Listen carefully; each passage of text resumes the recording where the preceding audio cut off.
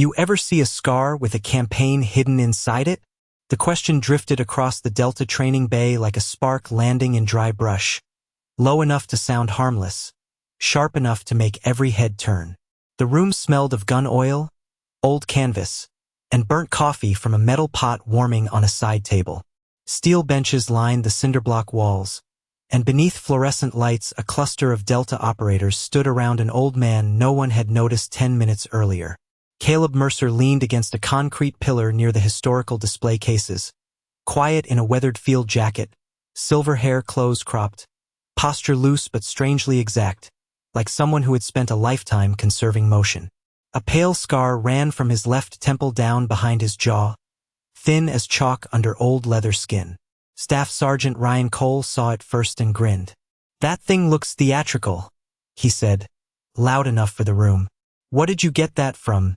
Falling off a farm tractor?" Laughter rolled around the bay. A few younger operators smirked, eager, competitive, too proud to recognize silence when it entered a room. On a nearby easel, an instructor had pinned blown-up photographs of battlefield injuries for a recognition exercise, fragments of military history reduced to diagrams and labels, and the irony hung in the air unseen. They were training to read scars while mocking one they did not understand. Caleb did not answer. His pale blue eyes moved once toward the rain ticking softly against the high windows, then back to Ryan as if measuring distance, not threat. That unsettled Ryan more than any comeback could have. He stepped closer, boots scraping concrete. "Come on, old-timer," he said. "Humor us. Looks like shrapnel. Or maybe a bar fight gone wrong." Another operator reached out, not touching, just tracing the line of the scar through the air. "Blast line," he muttered, suddenly less amused. Ryan ignored him. His pride had momentum now. "You know what this place is?" he said. "These men earned every mark they carry." Caleb's voice came quiet as dust moving over stone. "Some marks were never meant to be earned." The words landed strangely. No one laughed this time. Younger operator near the back shifted his weight. Something in the old man's tone had altered the temperature of the room. Ryan covered his discomfort with a scoff. "That supposed to sound profound?"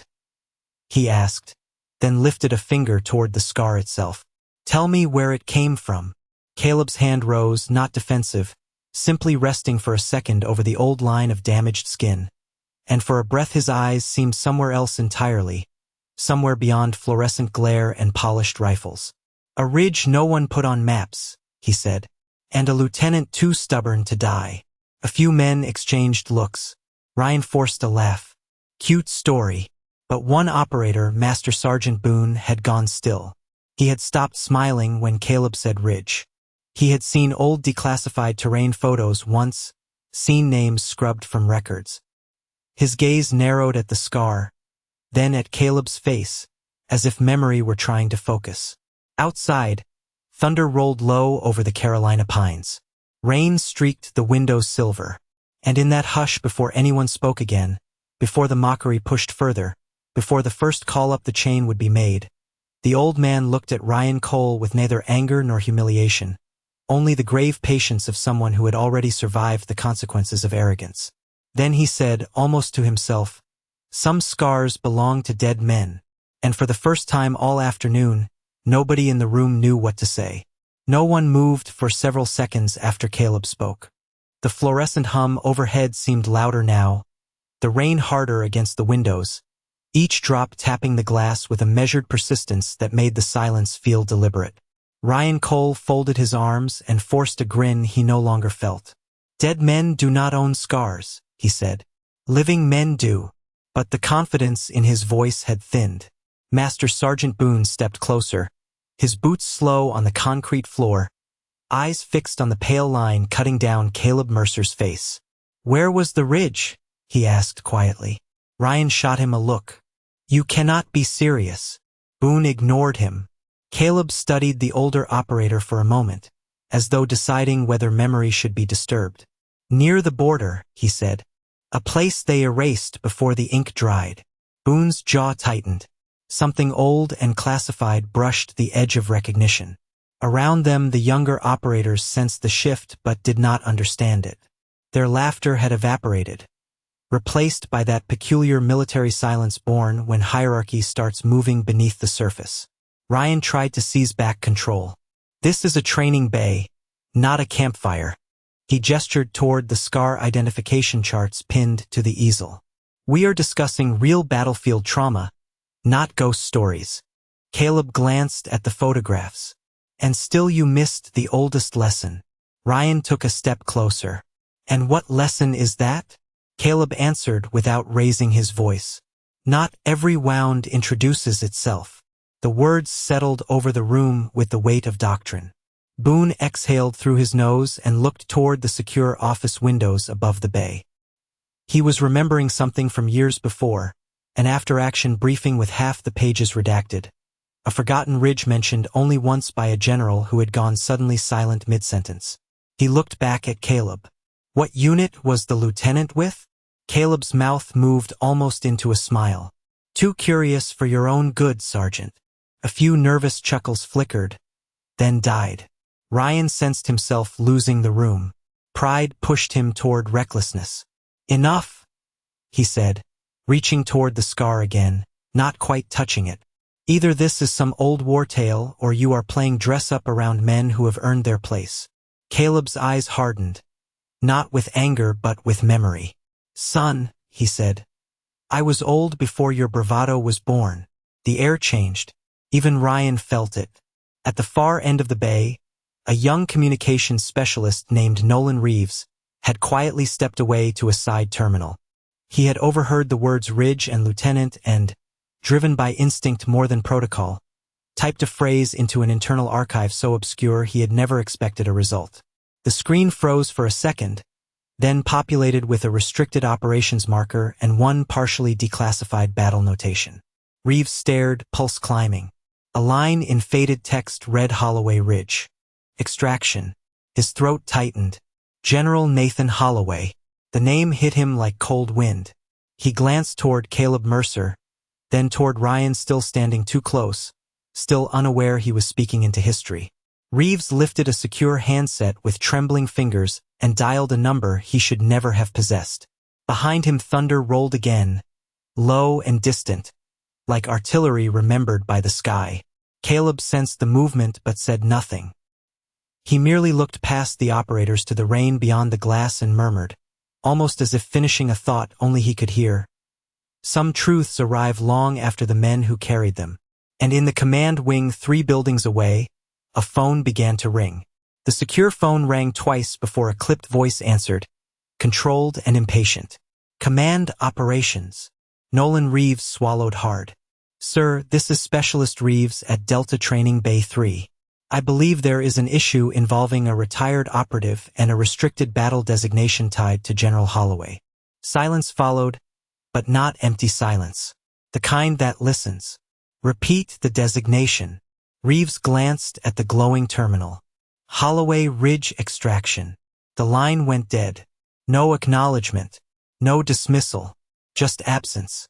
Reeves stared at the handset, suddenly aware he may have triggered something much larger than protocol allowed. Back in the bay, Ryan Cole had not noticed. His focus remained fixed on Caleb Mercer, though the room no longer belonged to him. Even the younger operators had begun watching Caleb differently, not as an intruder, but as a question no one was equipped to answer. Ryan scoffed, trying to force the old rhythm back. "You expect us to believe some forgotten black operation sits behind a scar?" Caleb looked at him with a calm, almost paternal sadness. "No," he said. "I expect you to understand scars do not need belief." The words struck harder than rebuke. Boone lowered himself onto a steel bench without taking his eyes off Caleb. His memory was stirring now in fragments. A classified symposium at Fort Bragg. A general refusing to discuss one ridgeline.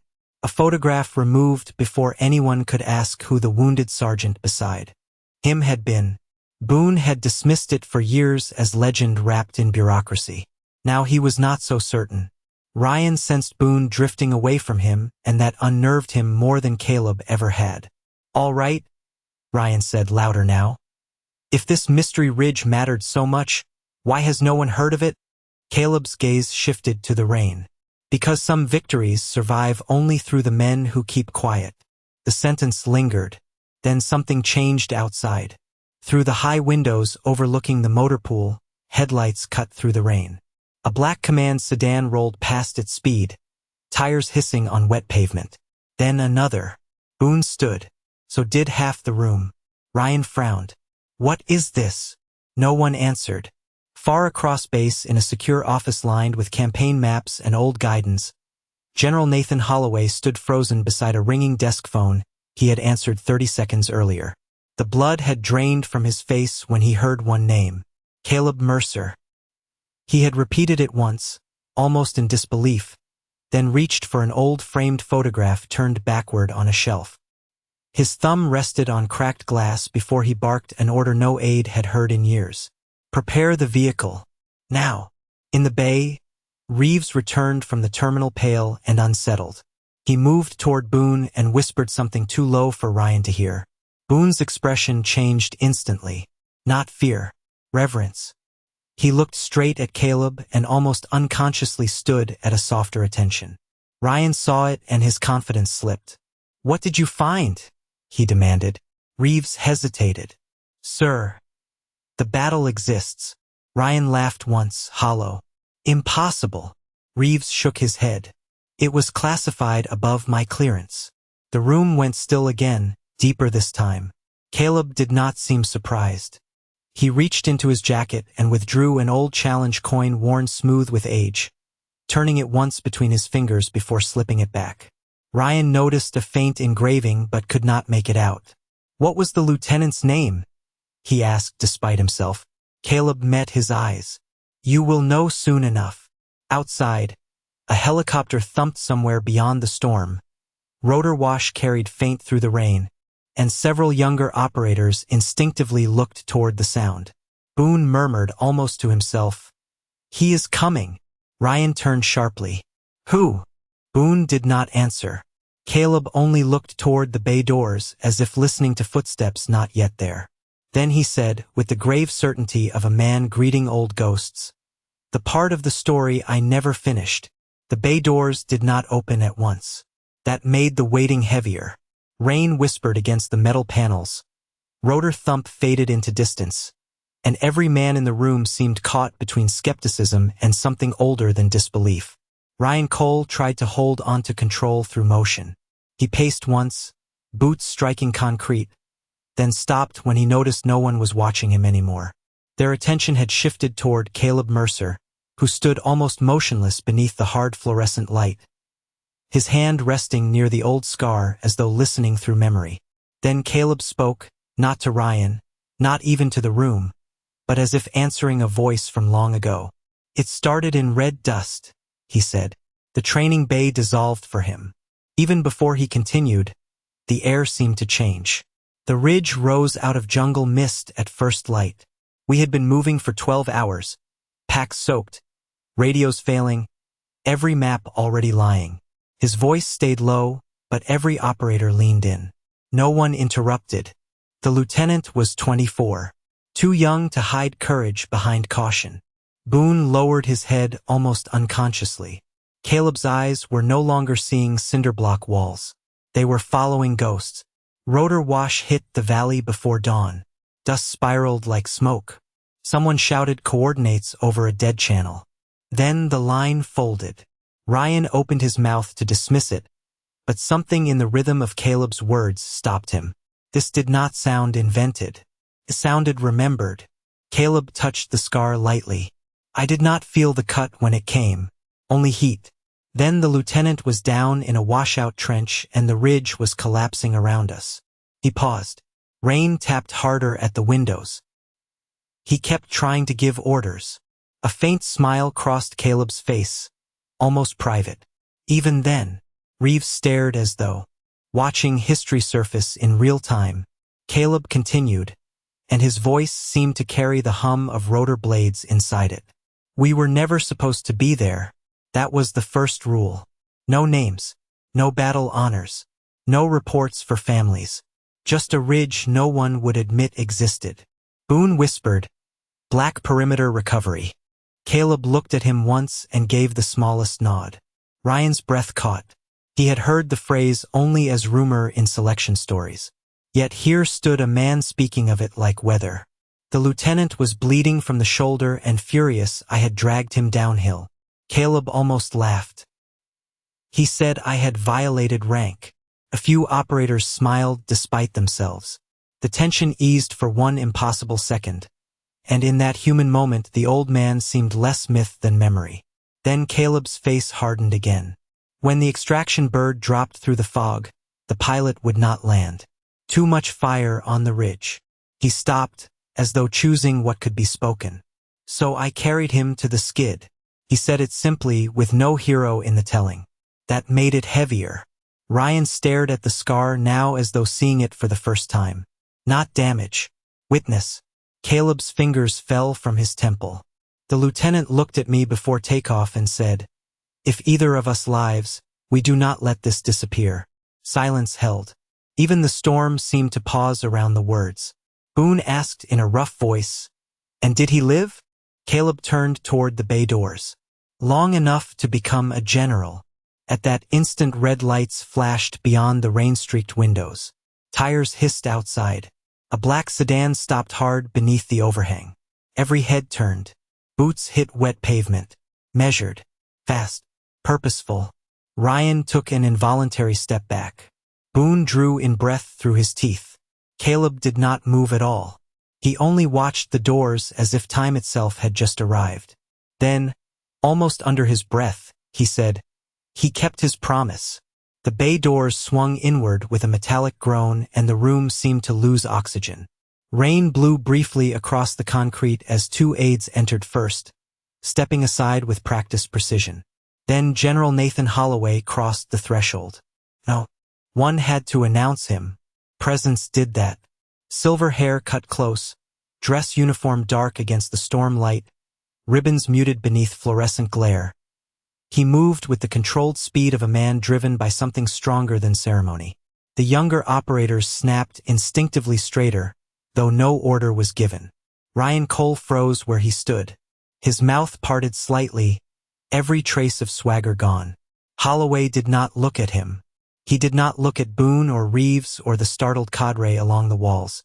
His eyes locked on Caleb Mercer as if 40 years had collapsed into the space between them. For a long second, neither man spoke. Rain ticked against the steel roof. Somewhere water dripped in the loading bay. Then the general crossed the room and stopped 3 feet away.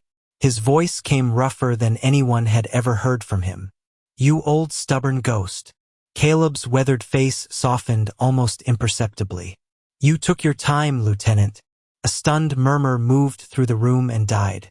Ryan looked as though the floor had tilted beneath him. General Holloway lifted one hand, not to the scar at first, but toward Caleb's shoulder, hesitating with the reverence of a man approaching memory. "I thought you were dead," Caleb answered. "You were always dramatic." A few nervous smiles flickered among the operators, but no one dared move. Holloway's gaze rose at last to the scar. The room watched him change. Rank seemed to fall away. He was no longer the commanding general of a modern force, but a young officer standing on a lost ridge. His hand trembled once. "That line," he said quietly, "came from the mortar fragment that should have hit me." Silence followed so deep it felt sacred. Ryan lowered his eyes. Boone inhaled sharply. Reeves stood motionless beside the secure terminal, realizing he had helped summon not discipline, but history. Holloway turned then, slowly, and for the first time looked at the operators who had mocked what they did not understand. His expression held no anger. That made it worse. "Do any of you know why this scar exists?" No one answered. "Because this man carried a lieutenant who had already given up, through a battle your maps were never allowed to print." He stepped beside Caleb rather than in front of him. An act so subtle and profound even the youngest men recognized it as honor. Ryan swallowed and managed, "Sir, we did not know." Holloway looked at him. "That is precisely the lesson." His voice never rose. "Ignorance is not the same as innocence when it wears arrogance." The words landed like doctrine. Then something unexpected happened. The general reached to his own collar and removed a small, weathered insignia pin, old enough not to belong on any modern uniform. He held it out.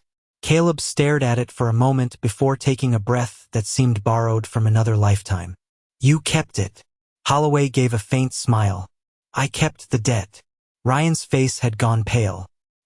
He looked at the scar again, no longer as an old wound but as testimony. Caleb finally turned toward him. There was no triumph in his eyes, only measure. Ryan opened his mouth to apologize, but the words failed. Caleb spared him. "Learn faster than pride," he said. Outside, thunder rolled farther away now, moving east. The storm was breaking. Inside the bay, no one shifted when General Holloway stepped back and, to the astonishment of every operator present, came to a full crisp salute before Caleb Mercer. And for a heartbeat no one breathed. The salute seemed to suspend time itself. No one in the bay had ever seen General Nathan Holloway stand that way before. Not in inspections, not during ceremonies, not before decorated commanders. It was not procedural. It was personal. And that made it seismic. Caleb Mercer looked at the raised hand before him for a long moment, as though weighing decades in silence. Then, with the faintest motion, he returned the salute. Not sharp, not performative, but with the old economy of a man who had never wasted movement. The room exhaled only after both hands lowered. Yet no one spoke. Even Ryan Cole seemed afraid language might profane whatever had just happened. Holloway turned slowly to the assembled operators. "Formation," he said. One word. The response was instant. Boots struck concrete. Men aligned by instinct. Ryan moved with them, though his face still carried the stunned expression of someone watching his own assumptions collapse. Holloway paced once before the line, hands clasped behind his back, the old insignia absent now from his collar. "You train to identify threats," he said, "but too few are trained to recognize legacy." His voice carried no theatrical force, only gravity. "Today you mistook humility for weakness." He stopped before Ryan. "That error has cost nations more than battles." Ryan held his gaze and finally managed, "Sir, I misjudged him." Holloway nodded once. "You misjudged yourself." The words cut deeper because they were true. Caleb remained by the pillar, quiet, almost outside the ceremony unfolding around him. Yet every eye drifted back to him. Reeves could feel the atmosphere changing from tension into something close to reverence. Boone stepped forward unexpectedly. "Permission to ask a question, sir." Holloway glanced at him. "Granted." Boone looked to Caleb. "Why stay silent all these years?" Caleb considered the question as though he had carried it longer than Boone had lived. "Because some stories are safer sleeping." Then after a pause, "And because service was never meant to become autobiography." The younger operators absorbed that in silence. It landed differently than any lesson from a training manual. Holloway looked almost amused. "That," he said, "is why he was impossible to kill and impossible to promote." A ripple of restrained laughter passed through the bay, softening the air. Even Caleb's mouth edged toward a smile. Then the general did something no one expected. He turned to an aide near the door. "Bring in the archive case." The aide moved quickly and returned with a narrow black presentation box. Old brass latches polished from years of handling. Holloway opened it on a steel table. Inside lay a faded campaign map sealed under acetate, one ridgeline marked in pencil, nearly erased by time. Operators leaned closer. Ryan stared. The label read Holloway Ridge Recovery. Not extraction. Recovery. "The record was amended 30 years later," Holloway said, "because recovery implies something was retrieved." He looked at Caleb. "It was me." No one spoke. Ryan's throat tightened visibly. The general lifted a finger to a penciled notation near the ridgeline. A handwritten call sign. "Mercury 1. Boone whispered it aloud. Caleb shook his head faintly. "That was the lieutenant's vanity." Holloway almost laughed. "And your refusal to use rank." Then he closed the case and faced the formation. "From this day forward, this exercise bay will bear Mercer's name." Several operators looked up sharply. Ryan's eyes widened. Caleb himself seemed caught off guard, which may have pleased Holloway most. "Sir," Caleb began, almost protesting. Holloway stopped him with a look old enough to outrank argument. "Debt accrues interest." Rain had nearly stopped now. A shaft of late afternoon light slipped through the high windows, touching the scar on Caleb's temple so it seemed almost silver. Ryan stepped out of formation then, hesitant but resolved. He faced Caleb, spine straight, pride stripped clean. "Permission to apologize, sir." Caleb studied him, long enough to make the moment matter. Then he gave a single nod. "Granted." And in that quiet act, the room understood that justice had arrived without humiliation, only truth. Ryan Cole stood before Caleb Mercer with the rigid posture of a man relearning himself.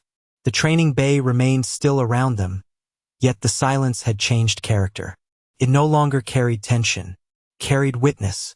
Ryan drew a slow breath. "Sir, I mistook a scar for a story and a man for a relic." His voice held none of its earlier edge. "I was wrong."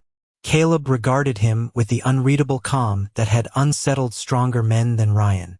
Then he asked, almost gently, "What exactly were you wrong about?" The question struck harder than accusation. Ryan hesitated. General Holloway watched without intervening. This was not punishment. It was instruction. Ryan answered, "I thought respect followed rank." Caleb gave a faint nod. "And now?" Ryan looked at the old scar, then back into the pale blue eyes above it. "Now I think rank should follow respect." Boone lowered his head with something like approval. Holloway's mouth twitched, nearly a smile. "He may survive yet," the general murmured. A ripple of restrained amusement moved through the room. Caleb stepped closer to Ryan, not enough to intimidate, only enough to shorten the distance arrogance had once occupied. "Then learn the next lesson," he said. "Legends do not announce themselves because the worthy are supposed to notice." Ryan absorbed that in silence. Then, to the astonishment of the younger operators, he removed the Delta Challenge coin from his own pocket and offered it with both hands. "I would be honored if you kept this." Caleb looked at the coin but did not take it at once. "You know what challenge coins are for?" Ryan answered carefully, "Recognition." Caleb shook his head. "Remembrance." Only then did he accept it. The exchange, simple as it was, felt ceremonial. Reeves would remember that moment longer than the salute. General Holloway moved to the steel table again and reopened the archive case. Beneath the map was something the operators had not noticed before, a faded photograph curled at the edges. Holloway lifted it carefully. 5 young men stood before a helicopter, dust swirling around their boots, faces blurred by age and weather. One was unmistakably Caleb. Another was a young Holloway. The other 3 had no names visible. "The rest never came home," Holloway said quietly. He carried all of them after that. The room seemed to contract around the photograph. Boone asked, "Why was this buried?" Holloway answered without looking up. "Because some missions were designed to vanish." Caleb added, "And some men refused medals because the dead could not receive them." Even Ryan looked shaken by that. For years he had worshipped visible symbols of elite competence. Here stood a man who had declined every symbol and become larger for it. The lesson was cutting deeper than apology. Outside the storm had passed entirely. Sunlight stretched gold across wet pavement beyond the bay doors. Holloway closed the case and faced the formation once more. "At 1800 hours," he said, "this command will hold an informal dedication in this bay." Operators exchanged glances. Such things did not happen without months of planning. Yet here history was altering the base schedule in real time. Caleb looked almost uncomfortable. "Nathan," he said, using the name no one else would dare use, "do not turn an old ghost into ceremony." Holloway met his eyes. Too late. Then he reached into his breast pocket and withdrew a folded paper worn thin from decades. He handed it to Caleb. Caleb unfolded it slowly. Ryan, standing nearest, caught a glimpse of faded handwriting. Caleb read in silence, and for the first time something moved across his face that looked dangerously close to grief. Holloway spoke low enough the room leaned in to hear. "It is the promise I wrote after the ridge." Caleb folded the paper carefully and slid it inside his jacket over his heart. No one asked what it said. They understood some words belonged to men who had earned privacy through sacrifice. Then Caleb looked at Ryan again and said, "Walk with me after this." Ryan blinked in surprise. "Sir." Caleb nodded toward the range outside. "You still need to learn how wind lies." And for the first time all afternoon, laughter rose warm through the bay, not mocking now, but grateful. By 1800 hours, the training bay looked transformed without ever losing its steel and concrete austerity. Folding chairs had been arranged in quiet rows. A simple podium stood where target charts had hung that morning. No banners, no ceremony excess, only restrained military dignity, which Caleb Mercer would have tolerated and perhaps, in some guarded corner of himself, respected. The late sun poured amber through the high windows, catching dust motes in slow suspension. Men who had spent careers moving fast now entered in deliberate silence. Operators, instructors, senior non-commissioned officers, even command staff gathered shoulder to shoulder. Word had spread across the installation in ways official channels never managed. Something forgotten had surfaced, and everyone wanted to stand near it. Ryan Cole stood in dress uniform now, posture altered by more than protocol.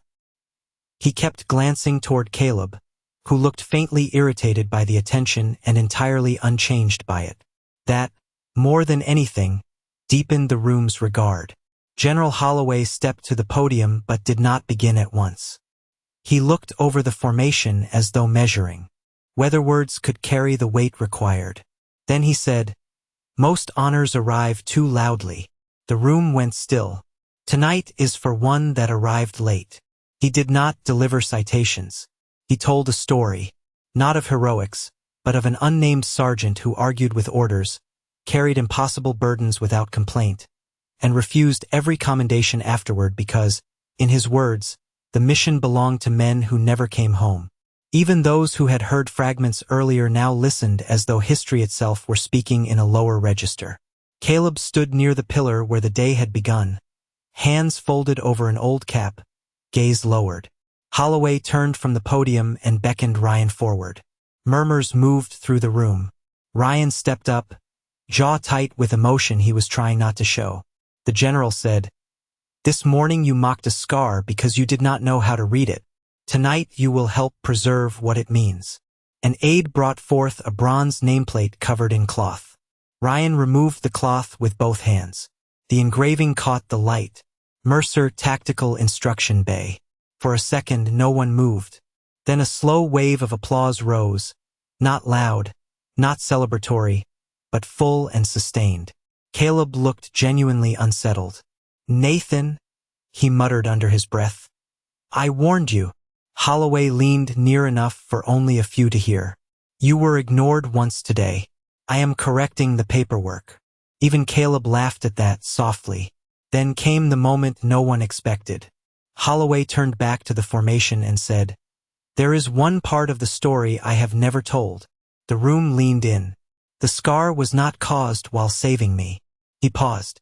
"It came when Mercer turned back after already reaching the helicopter because he realized I had dropped the field codes." Several operators exchanged stunned looks. Caleb shut his eyes for half a second as if enduring an old argument revived. "I told you never to tell that version," he murmured. "It was the truer one," Holloway replied. Silence thickened with the revelation. Ryan stared at Caleb as though every concept of courage he had inherited had just been rearranged. Then, without instruction, one operator came to. Tension. Then another. Then the whole bay rose in a spontaneous line of salutes. Not commanded. Chosen. Caleb stood motionless before that wall of respect and seemed, for the first time all day, almost unable to hide emotion. He lifted his hand slowly in return. Reeves would remember the sound then. Not applause, not boots, but absolute silence after hundreds of hands lowered together. The kind of silence that honors something words fail to reach. Afterward, as chairs began shifting and conversations stirred, Caleb touched Ryan's sleeve. "Come." They stepped outside into evening air washed clean by rain. The range lights flickered on in the distance. Wind moved across the pines. Caleb looked toward the flags. "Tell me what the wind is doing." Ryan studied them, cautious. "Left to right." Caleb shook his head. "That is what it wants you to think." Ryan smiled. "Then I have much to learn." Caleb looked toward the darkening range and answered, "Good. Men who think they are finished learning are usually finished." And together they walked toward the firing line as the sun slipped below the Carolina trees. The range lay quiet beneath a deep Carolina dusk, the kind of blue hour where distance softened and every sound carried farther than it should. Flags at the firing line shifted in uneven currents, proving Caleb Mercer right once again. Ryan Cole stood beside him listening as the old veteran explained how wind lied in layers, how a man who only watched the nearest flag never saw the whole field. It was no longer a lesson about marksmanship. Ryan knew that. Neither of them mentioned the events of the afternoon. They did not need to. Some reckonings settle more completely when left unspoken. Caleb handed Ryan a spent brass casing he had kept in his jacket pocket, worn smooth from decades of turning it with his thumb. "First thing I ever kept from the ridge," he said. Ryan accepted it as if receiving something sacred. "Why give it to me?" Caleb looked toward the dark tree line. "Because reminders should be carried, not displayed." Ryan closed his hand around it and nodded. In the weeks that followed, Mercer Tactical Instruction Bay became more than a name on a wall. Operators touched the bronze plaque before entering, some out of ritual, some out of curiosity, all out of respect. The old story that had once existed only in sealed archives began living in quieter ways. In classrooms, instructors spoke less about prestige and more about judgment. At the range, younger men checked their arrogance faster. And sometimes, if wind conditions were tricky and a shot seemed impossible, someone would mutter, "Ask what Mercer would read." And the line would earn a half smile all around. Ryan changed most of all. Not overnight. Change with roots rarely happens that way. But the hard edge others had once mistaken for confidence became something steadier. He listened more, spoke less, questioned his own certainty. Weeks later, during a field exercise, a recruit made a joke about an old retired mechanic passing near the motor pool. Ryan turned and said quietly, "Be careful what history is wearing." The recruit never forgot it. Neither did Ryan. General Holloway visited the bay only once more that fall. No entourage, no ceremony. He and Caleb sat alone for nearly an hour on 2 folding chairs after dusk, speaking too low for anyone to hear.